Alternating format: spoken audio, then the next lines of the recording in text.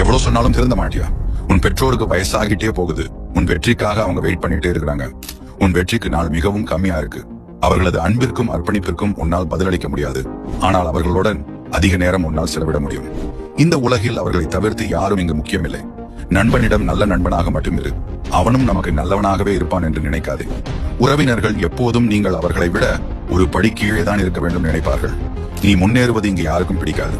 நீங்களும் அவர்களிடம் அடுத்தவர் குறை கண்டுபிடிக்காமல் உங்கள் காரியத்தை மட்டும் முக்கியத்துவம் கொடுங்கள்.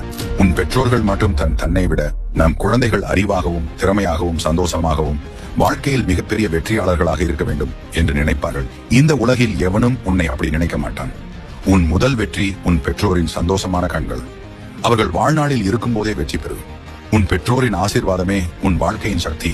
உன் புன்னகையின் பின்னாடி அவர்களின் உழைப்பும் தியாகத்தை நினைத்துப்பார். வாழ்வின் உச்சிக்கு சென்ற பிறகு கூட உன் பெற்றோரின் கரங்களில் நீ குழந்தையாக இரு. அவர்களின் அர்ப்பணிப்பை நினைத்துப்பார். வாழ்ந்திருக்கும் போது அவர்களுடன் இருப்பதே பெரிய வெற்றி. தன் பெற்றோருடன் பாசமாக இருக்காதவன் அவன் வாழ்க்கையில் எந்த வெற்றியை கொண்டாட தகுதியற்றவன்.